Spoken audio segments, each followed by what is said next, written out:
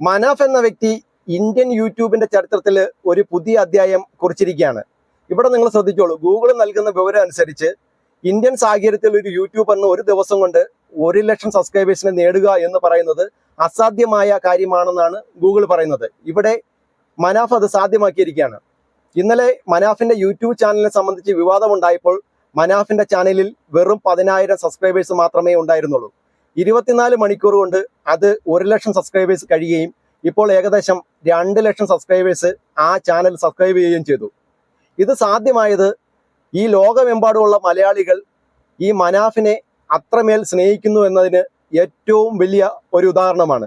മനാഫിന്റെ ഈ യൂട്യൂബ് ചാനലിനെ കുറിച്ച് ഇന്നലെ അർജുന്റെ കുടുംബം ചില ആരോപണങ്ങൾ ഉന്നയിക്കുകയുണ്ടായി. അതായത് അർജുന്റെ ഫോട്ടോ വെച്ച് ഇത്തരത്തിലൊരു യൂട്യൂബ് ചാനൽ തുടങ്ങി പണം സമ്പാദിക്കുകയാണ് എന്നൊക്കെ ഒരു ആരോപണം വന്നു. അപ്പോൾ നമ്മൾ ഇന്ന് ഈ വീഡിയോയിൽ പരിശോധിക്കുന്നത് ഇദ്ദേഹത്തിന്റെ യൂട്യൂബ് ചാനലിനെ കുറിച്ചാണ്. ഇത്തരത്തിലുള്ള ഒരു ആരോപണം ശരിയാണോ? ഇദ്ദേഹത്തിന്റെ യൂട്യൂബ് ചാനൽ കൃത്യമായ രീതിയിൽ വിശകലനം ചെയ്തതിനു ശേഷം ഇദ്ദേഹത്തിന് എന്ത് വരുമാനമാണ് ഇതിനകത്ത് നിന്ന് കിട്ടുന്നത്, അല്ലെങ്കിൽ ഇദ്ദേഹം ഇത് തുടങ്ങിയതിന്റെ ഉദ്ദേശം എന്താണ്? ഇത്തരം കാര്യങ്ങളുടെ സത്യാവസ്ഥയാണ് നമ്മൾ ഇന്ന് ഈ വീഡിയോയിൽ പരിശോധിക്കാൻ പോകുന്നത്. അതിലേക്ക് കടക്കുന്നതിന് മുന്നേ നമുക്ക് ഈ മനാഫിന്റെ യൂട്യൂബ് ചാനലിനെ കുറിച്ച് അർജുന്റെ കുടുംബം പറഞ്ഞ കാര്യവും അതുപോലെ തന്നെ അതിന് മറുപടിയായിട്ട് മനാഫ് പറഞ്ഞ കാര്യവും നമുക്കൊന്ന് കേട്ടു നോക്കാം. ഈ ലോറി ഉടമ മനാഫ് എന്നുള്ള ഒരു പേര്, ആ ഒരു ബ്രാൻഡ് അന്നേക്ക് കയറിയിരുന്നു. അതാണ് അയാൾ മനസ്സിലാക്കിയത് ശേഷമാണ് ഈ ഒരു യൂട്യൂബ് ചാനൽ ഉണ്ടാക്കിയത്. ഓക്കെ, ഞാൻ അങ്ങനെ ഒരു യൂട്യൂബ് ചാനൽ തുടങ്ങി. അതിലിപ്പോ എന്താ തെറ്റുള്ളത്? മുതലെടുപ്പായിരുന്നു, അല്ലെങ്കിൽ അതിനെ കച്ചവടമാക്കി. ഏതാണ് ആ യൂട്യൂബ് ചാനൽ ഒന്ന് പോയി നോക്കി. ആകെ ഒരു എന്താ പറയാ, ഒരു 10,000 സബ്സ്ക്രൈബേഴ്സ് ഉള്ള ഒരു യൂട്യൂബ് ചാനൽ. ആദ്യം നമുക്ക് ഈ മനാഫിന്റെ യൂട്യൂബ് ചാനലിലേക്ക് ഒന്ന് കടന്നു ചെല്ലാം. അതിൽ കടന്നു ചെന്നതിന് ശേഷം ആദ്യം നമുക്ക് ഇതിന്റെ ഡിസ്ക്രിപ്ഷൻ ഒന്ന് പരിശോധിക്കാം. ആ ഡിസ്ക്രിപ്ഷനിൽ ഇദ്ദേഹം കൃത്യമായ രീതിയിൽ രേഖപ്പെടുത്തിയിട്ടുണ്ട് എന്ത് കാര്യത്തിനാണ് ഞാൻ ഈ യൂട്യൂബ് ചാനൽ തുടങ്ങിയിട്ടുള്ളത് എന്നതിനെ കുറിച്ച്. അതായത് പൊതുവായിട്ടുള്ള വിഷയങ്ങളിൽ ഇടപെടുവാൻ വേണ്ടിയാണ് താൻ ഈ യൂട്യൂബ് ചാനൽ തുടങ്ങിയിട്ടുള്ളത് എന്നതിനെ കുറിച്ച് കൃത്യമായിട്ട് ഇവിടെ രേഖപ്പെടുത്തിയിട്ടുണ്ട്. അതിനുശേഷം നമ്മൾ താഴേക്ക് കടന്നു വരുമ്പോൾ 2012 ഈ ഒരു ചാനൽ ആരംഭിച്ചിരിക്കുന്നത് എന്ന് ഇവിടെ കാണാൻ സാധിക്കും.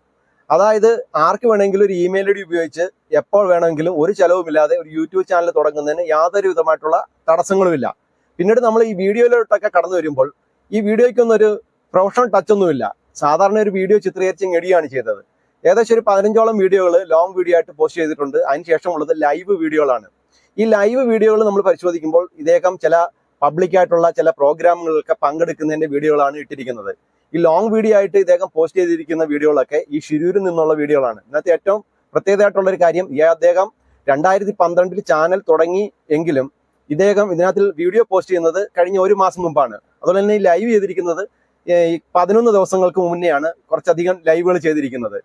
അപ്പോൾ നമ്മൾ മനസ്സിലാക്കേണ്ട ഒരു കാര്യം എന്ന് പറഞ്ഞാൽ ഈ ഒരു വീഡിയോയ്ക്കൊന്നും ഒരു പ്രൊഫഷണൽ ടച്ച് ഒന്നുമില്ല. വലിയ തമ്പനയിലോ അല്ലെങ്കിൽ വലിയ മേക്കപ്പുകളോ കാര്യങ്ങളോ ഒന്നുമില്ല. ഈ വീഡിയോ ഒരുപാട് ഓടുവാൻ വേണ്ടിയുള്ള സാധാരണ യൂട്യൂബർമാർ ചെയ്യുന്ന ഒരു കാര്യങ്ങളും ഇതിനകത്തില്ല. ഒരു നോർമലായിട്ട് വീഡിയോ ഇട്ടിരിക്കുന്നു. അതിനപ്പുറത്തേക്കൊന്നും തന്നെ ഇല്ല. ഞാൻ ഈ വീഡിയോ ഒക്കെ കൃത്യമായ രീതിയിൽ കഴിഞ്ഞ ദിവസം പരിശോധിച്ച സമയത്ത് 10,000 സബ്സ്ക്രൈബേഴ്സ് മാത്രമേ ഇതിലുണ്ടായിരുന്നുള്ളൂ. അപ്പോൾ വ്യൂസും വളരെ കുറവാണ്. ഇപ്പോൾ ഇത്രയും സബ്സ്ക്രൈബേഴ്സ് വന്നതിന് ശേഷമാണ് ഈ ലക്ഷങ്ങളൊക്കെ വ്യൂ വരുന്നത്.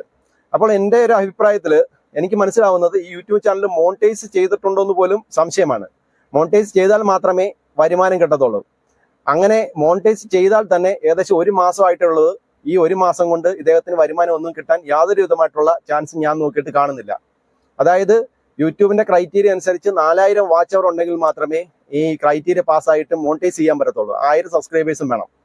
അപ്പോൾ ഇദ്ദേഹത്തിന്റെ ഈ വീഡിയോകളൊക്കെ ഈ ഒരു മാസം കൊണ്ടാണ് ഓടിയിരിക്കുന്നത്. അങ്ങനെ ഒരു മാസം കൊണ്ട് ഓടിയാൽ തന്നെ ഇദ്ദേഹത്തിന്റെ ചാനൽ മോണിറ്റൈസ് ചെയ്താൽ തന്നെ പിന്നീട് ഈ പണം വരുന്നതിന് ഗൂഗിൾ ആഡ്സെൻസുമായിട്ട് ഉള്ള ലിങ്കിങ്ങും കാര്യങ്ങളൊക്കെ ആയിട്ട് ഒരുപാട് ടൈം എടുക്കും. ഏകദേശം ഒരു 1.5-2 മാസം എടുത്തതിന് ശേഷം മാത്രമേ എന്തെങ്കിലും ഒരു പണമായിട്ട് ലഭിക്കത്തുള്ളൂ. അതുപോലെ തന്നെ നമ്മൾ മനസ്സിലാക്കേണ്ട ഒരു കാര്യം, ഇവിടുത്തെ യൂട്യൂബർമാരൊക്കെ ഒരുപാട് പണം സമ്പാദിക്കുന്നു എന്നാണ് പലരും ധരിച്ചു വെച്ചിരിക്കുന്നത്. യൂട്യൂബിൽ നിന്നൊക്കെ അത്രയ്ക്ക് വലിയ വരുമാനങ്ങളൊന്നും ഇതുപോലെ ചെറിയ യൂട്യൂബേഴ്സിനൊന്നും ലഭിക്കില്ല എന്നുള്ള കാര്യത്തിൽ യാതൊരു വിധമായിട്ടുള്ള തർക്കമില്ല. 2-3 മാസമൊക്കെ ഇരിക്കുമ്പോഴേ ഒരു $100 കിട്ടാൻ ചാൻസ് ഉള്ളൂ എന്നുള്ളതാണ് ഞാൻ മനസ്സിലാക്കിയിരിക്കുന്നത്. അപ്പോൾ ഇദ്ദേഹത്തിന് ഒരു കാരണവശാലും ഒരു വരുമാനവും ഇതിൽ നിന്ന് കിട്ടിക്കാണില്ല എന്നുള്ള കാര്യത്തിൽ യാതൊരു വിധമായിട്ടുള്ള തർക്കവും ഇല്ല എന്നുള്ളതാണ് ഞാൻ നോക്കിക്കാണുന്നത്. കഴിഞ്ഞ ദിവസം മാധ്യമങ്ങൾക്ക് ഇദ്ദേഹം അഭിമുഖം നൽകുന്ന സമയത്ത് പറഞ്ഞൊരു കാര്യമുണ്ട്. താൻ എന്തിനാണ് ഈ യൂട്യൂബ് ചാനൽ തുടങ്ങിയത്, അതായത് ഷിരൂരിൽ ഇത്രയും വിഷയങ്ങൾ ഉണ്ടായ സമയത്ത് തനിക്കൊരു സപ്പോർട്ട് ലഭിക്കുന്നതിന് വേണ്ടി ഇതൊരു മാധ്യമമായിട്ട് ഉപയോഗിച്ചു എന്നാണ് പറയുന്നത്. അങ്ങനെ കുറേ അധികം ആളുകൾ അങ്ങനെ ഇതൊരു മാധ്യമമായിട്ട് സ്വയം ഒരു മാധ്യമമായിട്ട് മാറുവാൻ വേണ്ടി സോഷ്യൽ മീഡിയയിൽ ഇങ്ങനെ വർക്ക് ചെയ്യാറുണ്ട്. അതായത് ഈ ഫേസ്ബുക്ക് പോലെ ഒരു സോഷ്യൽ മീഡിയ പ്ലാറ്റ്ഫോമാണ് യൂട്യൂബും. അപ്പം ഫേസ്ബുക്കിൽ പോസ്റ്റ് ചെയ്യുന്ന മാതിരി യൂട്യൂബിലും ഇതുപോലെ കാര്യങ്ങൾ പോസ്റ്റ് ചെയ്താൽ ആളുകൾ കാണും, അപ്പോൾ അതിന് വേണ്ടതായ സപ്പോർട്ട് ലഭിക്കും എന്നുള്ള ഉദ്ദേശത്തിലാണ് ഇദ്ദേഹം ഇതുപോലെ യൂട്യൂബ് ചാനൽ തുടങ്ങിയെന്നാണ് ഇദ്ദേഹം പറയുന്നത്. അപ്പോൾ ഇദ്ദേഹം പറയുന്ന ഒരു കാര്യമുണ്ട്, ഒരു യൂട്യൂബ് ചാനലൊക്കെ നടത്തി ജീവിക്കേണ്ട അത്ര അത്യാവശ്യമൊന്നും എനിക്കില്ല എന്ന് പറയുന്നുണ്ട്. അപ്പം ഇദ്ദേഹത്തിന്റെ സമ്പത്തിനെ കുറിച്ചൊന്നും നമുക്ക് നേരിട്ട് പരിചയമില്ല. അപ്പോൾ ഇദ്ദേഹത്തിന്റെ ചില വീഡിയോകൾ ഞാൻ കണ്ടപ്പോൾ അതിന്റെ അടിയിൽ വന്നൊരു കമന്റ് ഞാൻ ഇവിടെ ഇടാം. അപ്പൊ ആ കമന്റിനകത്ത് പറയുന്ന ഒരു കാര്യമുണ്ട്, ഇദ്ദേഹത്തിന് ഒട്ടനവധി ലോറികളുണ്ട്, അതുപോലെ തന്നെ തടിമില്ലുകളുണ്ട്, ഹോട്ടലുണ്ട്. അപ്പൊ അത്യാവശ്യം ബിസിനസ് ഒക്കെ ഉള്ള ഒരു സമ്പന്നനായിട്ടുള്ള ഒരു വ്യക്തിയാണെന്നാണ് തോന്നുന്നത്. അപ്പോൾ ഇദ്ദേഹത്തിന് ഒരു യൂട്യൂബ് ചാനൽ നടത്തിക്കൊണ്ട് പോകാനൊക്കെ ഉള്ള സമയം പോലും കാണുമെന്ന് എനിക്ക് തോന്നുന്നില്ല. കാരണം എന്ന് പറഞ്ഞാൽ ഒരു യൂട്യൂബ് ചാനൽ നടത്തിക്കൊണ്ട് പോകണമെങ്കിൽ നല്ല സമയം വേണം, നല്ല രീതിയിൽ സമയം അതിൽ ഇൻവെസ്റ്റ് ചെയ്താൽ മാത്രമേ അതിൽ നിന്നും വരുമാനം ഉണ്ടാക്കാൻ പറ്റത്തുള്ളൂ. പിന്നീട് യൂട്യൂബിന്റെ ചില കമ്മ്യൂണിറ്റി പരമായിട്ടുള്ള ക്രൈറ്റീരിയ ഉണ്ട്, അതൊക്കെ കൃത്യമായ രീതിയിൽ ആ ഗൈഡ് ലൈൻസൊക്കെ പാലിച്ചെങ്കിൽ മാത്രമേ യൂട്യൂബിൽ നിന്ന് വരുമാനം ഉണ്ടാക്കാൻ പറ്റത്തുള്ളൂ. അല്ലാത്തവർക്കൊന്നും യൂട്യൂബ് വരുമാനം നൽകത്തില്ല. അപ്പോൾ അർജുന്റെ കുടുംബം ഇത്തരത്തിലുള്ള ഒരു ആരോപണം ഉന്നയിച്ചത് വാസ്തവ വിരുദ്ധമാണെന്നാണ് എനിക്ക് ഇത് പരിശോധിച്ചതെന്ന് തോന്നുന്നത്.